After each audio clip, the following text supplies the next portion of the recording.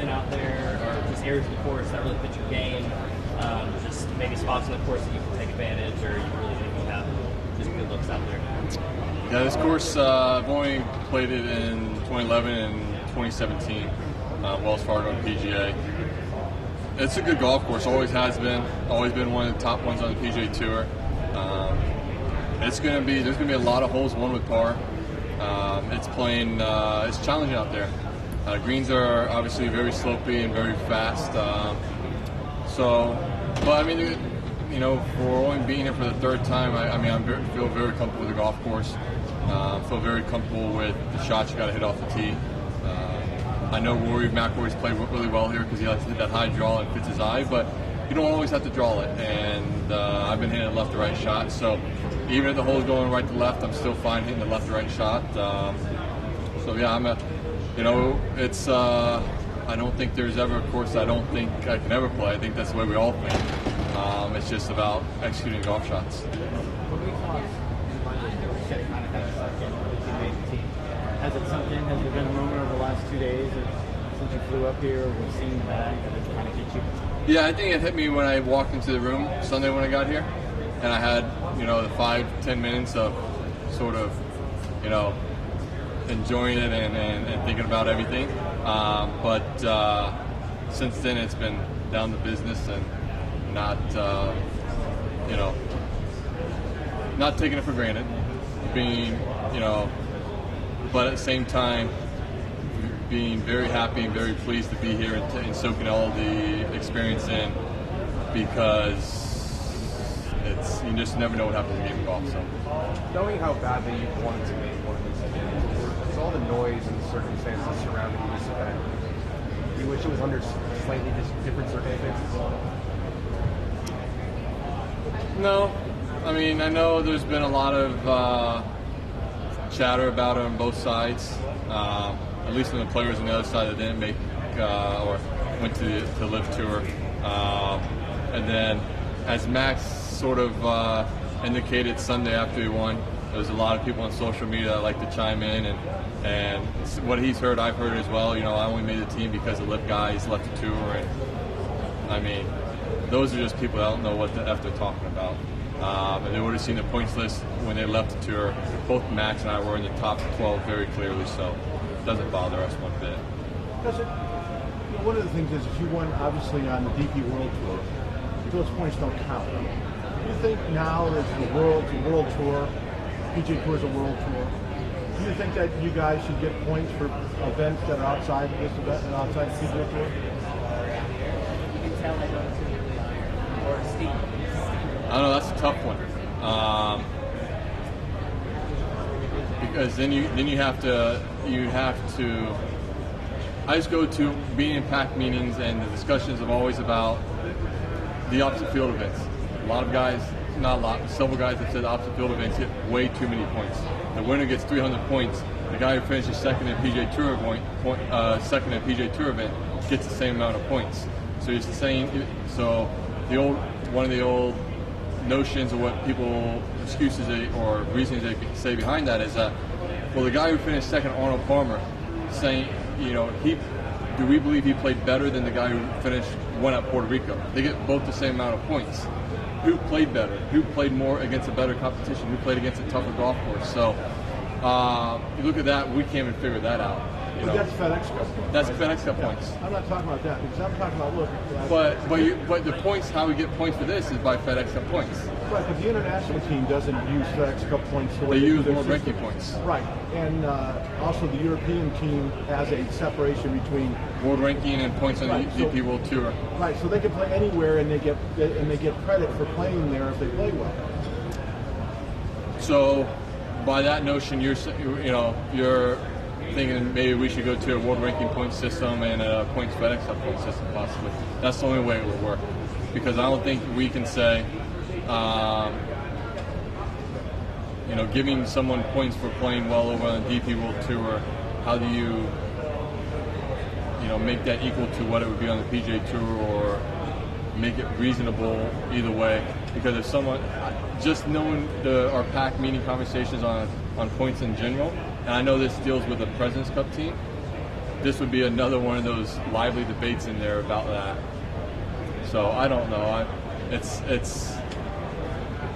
you know what, Alex? I'm 35 years old. I've got about maybe 10 more years of possibly making teams, so that's about 4 or 5 more teams possibly. And you know what? I'm fine with the old system. If they want to change it up, then I'll let someone come up with a system that works better than what we got now. I hate to stay with points, but I don't know if you saw it. The LIV players all sent a letter to the World I just saw that, yeah. Do you have any thoughts on that? They played a couple events. They're kind of demanding points. Where would you stand on it? I follow the rules. I've always have. You've asked anyone. I don't like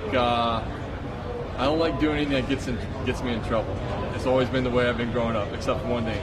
I have a heavy right foot, so I do break that one rule in the car a lot. But listen, there's a process in place, and they've got to follow that process. For them to be awarded points right away, that would set a precedent, you know, for future tours that they would come along. So, in mine, as I've said, been consistent about this for 4 or 5 months now. All those guys knew when they left the PGA Tour, there's a good chance that they may not get world ranking points anymore. Unfortunately, they were told that they were going to get world ranking points by their comments. So, you know, and that's what they feel based off Greg Norman and the people over there feel like they should get world ranking points. Or, you know, right away. That's not going to happen. That's not the process in place. And for Greg to continue to attack Jay Monahan, Keith Pele, and say there's a bias in place for not awarding them world ranking points, just follow the rules. They don't meet the criteria right now based off their tour to be awarded world ranking points. And as everything that I know, which I know very little about the world ranking point system in general, but I know it's a year to maybe an 18-month process before they even get world ranking points. So, you know, just wait out. If you guys think, you know, meet the criteria. They don't meet the, from what I've been told, 6 of the first 9 things or 8 things on the criteria list. They don't have a field size of 78, average field size of 78. They don't have a cut. They don't have open qualifying. They don't award points or spots to local qualifiers. They don't have a Q school. All these things that they don't have. I know they've got a couple things that they switched up to try and get world ranking points, but they still don't meet a lot of things on that criteria list of things of the knowledge that I know of how the process goes. So they knew when they signed that contract and they took all that money what could come in the future for them.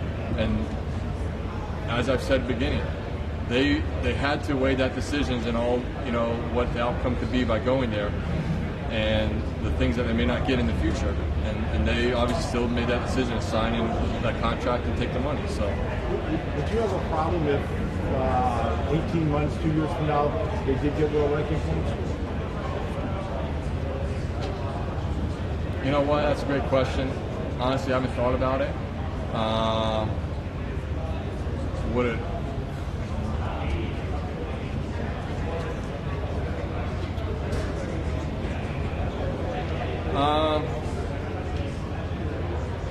Selfishly, yes, because those guys left the tour and they did it in a way that I don't see fit, that is right. Some of them left in a different way that I have more understanding for. In the game of golf, should they get world ranking points at some point in the future if they meet the criteria, if they meet everything on that checklist? I would be hard pressed for me to say they shouldn't get world ranking points if they met everything on that criteria list and everything by the book that the OWGR requires of every tour going forward. You realize that you do not have to meet all the criteria to be getting world ranking points. Correct. You don't, and I'm very aware of that, and I understand. You know, there's been exceptions made in the future or in the past, but you know, I'm not the one sitting on the board. I'm not the one saying what criteria they have to meet. But there is a list in place, and if the people on the board say, you know what, we may not give that one tour because they're a lower tour or whatnot, we let them buy on this one criteria. But you know what, we're going to be sticklers on this criteria. It's no different than a judge sitting in a courtroom making a decision of you know, a sentencing hearing based off someone's, you know, whatever they're being sentenced for, you know, and having different sentences, and that judge decided to follow the book to a T on that one, and this one the judge decided to be a little more lenient. So that's, like I said, it's way above my pay grade and my I can't say care factor, but yeah, just way above my pay grade. I'd love to see you as a judge. No. Billy, That's way too much schoolwork for that.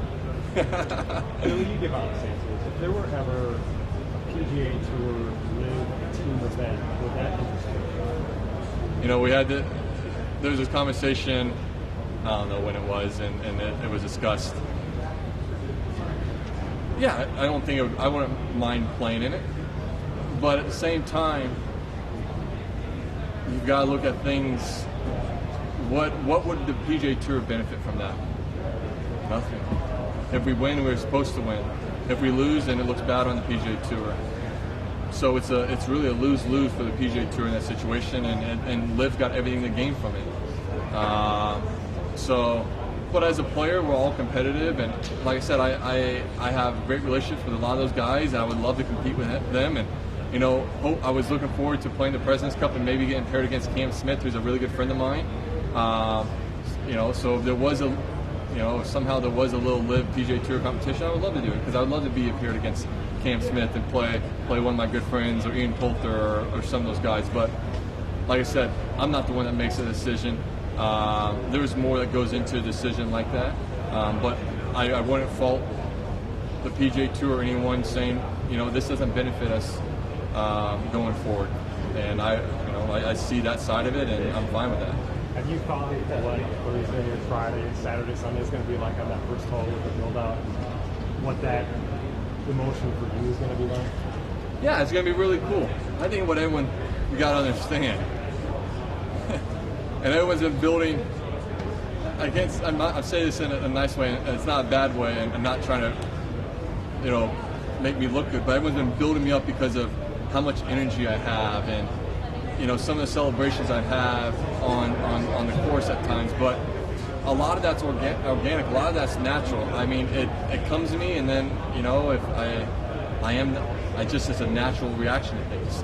And so, you know, when David says we got to rein Billy in with his energy, or we want Billy in the first tee pumping everyone up, and I'm like, you're like killing me here. Like you're like pumping me up, like not to fail. Are you going to pump the fans up at all? Guys, I can't. I don't know what I'm going to feel like on the first tee. I mean, you know, it's different. I mean, if you get me out into a Florida Gator Stadium on the field before a game with 90,000 fans, you're not going to go crazy. There's 90,000 fans there. You know, that's you know, it hits me, and I kick into a little different gear. I don't know what I'm going to feel, but I'm like, man, everyone's pumping me up to be this energizer, like this cheerleader type player for the team and everything, and I can be like that, but I want everyone to understand, like, it may not happen either, because we may not need that. And so I don't want to let anyone down if they're not going to see like the energy, the celebration. I guarantee you one thing I won't be doing. I won't be shotgunning any beers or drinking in the stands with the fans. That's one thing I won't be doing. Not that I fault the players in the past, but that's just not my style. So. Billy, is it within the realm of possibility that the U.S. team scores so many points that Sunday becomes effectively a victory lap? Anything's a possibility, but I mean, it's never been done before, and I'm not a stats guy, but I'm going to say the percentage of it being done is very low. So, you know, we still got to go out there and compete, and there's still a really good international team over there with a lot of really solid players and up-and-coming players. So, yeah, I'm going to say possibility is very slim. When you're such a big favorite, how do you...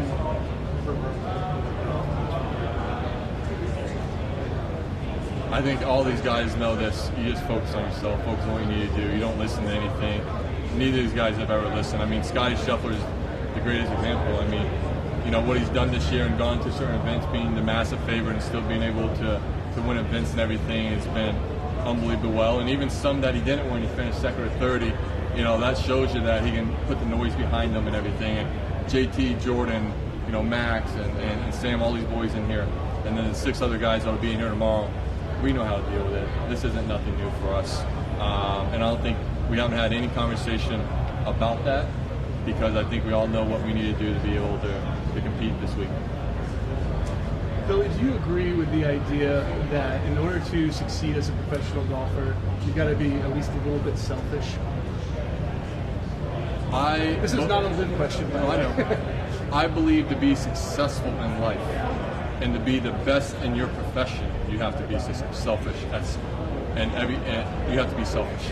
Doesn't matter if it's in golf, doesn't matter if it's as being a journalist, doesn't matter as being a CEO of a company. You have to be selfish to be successful and be the top at your profession. So yes, in professional game of golf, you do have to be selfish, and the people around you, you know, your family, your friends, your support system, you got to have people who understand that, because sometimes it is a little lonely for them and they're not getting everything they need, but you know, they're great people in understanding that for any of us to be successful and be the best at what we do need to be those selfish at times. A quick follow-up there. You know, you make the choices that you make for your career, and you have your support system, they get it, you're doing the right things for your career. Despite all that, is there any part of you that ever struggles with personal guilt, saying, I know I had to do this, I know the people around me get it, and yet I still feel guilty for missing X or making X decision or whatever? I've got 3 kids at home.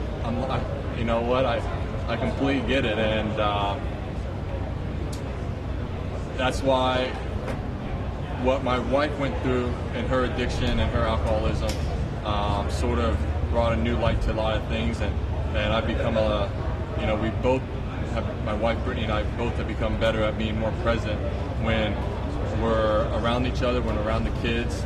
I've done very well at, when I go home, you know, making sure I leave golf at the golf course and not always thinking about how can I get better the next day, what do I need to do to get better, you know, just the constant, you know, of trying to improve. But yeah, it's tough for them, and I thank my family and friends enough, because there are times that I sort of get in my own little bubble and forget where I am at times. So it's crucial to make sure that when you have that time, you're present, and that's why, you know, even at 35, you know, I've already got, and I've had these feelings for a little bit now, and I don't know if I will play this game past the age of 45. I don't know if I'm going to play the Champions Tour, just because my kids are going to be at a certain age. I want to be around them more. I want to be at the sporting events more. You know, we all have sacrificed a lot in this game of golf. I've missed going on trips with my friends and our couple friends and going overseas and doing all these adventures. And at some point, missing all that and still continuing to play golf sort of weighs on you. And you're like, you know what, I want to go live my life outside the game of golf. And that point will come for me down the road, and I'll enjoy that next stage of my life when it happens. Really appreciate it. Thank you. Yep. Billy, do you feel like a rookie? No. I mean, I know it's my first President's Cup, and I'm experiencing everything for the first time, and I'm soaking it all in, and I'm really excited to be here and to finally be a part of a team. But I'm going to my 14th year on the PGA Tour, so this is still a game of golf. When you tee it up, it's still golf. It's nothing new. It's just this old experience is learning the process. I'm asking a lot of questions, why we do certain things, why things are done this way, just for my own knowledge and understanding. And then also, hopefully when I make future teams, I'm just a little bit more prepared for that going forward. 8 years ago, you were the hottest player in the world, and you didn't get selected. I realized it was a close call and the timing and all of that. How did that whole experience feel? I had a kid 2 days later, so I could have cared less, honestly, that I didn't make the team. It did suck when I watched the Ryder Cup, you know, the following week, and then the U.S. side not play very well, and understanding that I felt like I could have helped, whether my presence and me being there could have helped us win. I don't know, but yeah, I mean, watching it you know, it sucked not being part of the team, but I had a newborn baby in my arms, and I was a happy man. Did it make you want to make these teams more? No. You already wanted? You got to understand, my desire burns so hot that I can't go any higher. I'm always to make these teams, to get better in this game of golf, to achieve all these things I want to do in the game of golf. The desire to do all this and motivate me is at the highest it can possibly be. There's no higher ceiling. There's nowhere else for me to go. Finally, is there an insane amount of SEC trash talk happening on this team right now? I'm not bringing it up. Let me just tell you that because I got nothing to trash talk about. And kids have been pretty good about it. You know, Sam and I, both our teams aren't very good, so we can't do much talking about it. So, yeah, I mean, there's always college football talk around this time, whether it's on the PGA Tour or in the team room. And so it's an exciting time. We all love it, and we all like to get, have a little banter back and forth. Congratulations on being here. Thank you. And Billy, you got 12 guys on the team. If you had, out of your 12 guys, pick someone to be the perfect driver, iron, short game, and putter, how would you build that perfect match play player?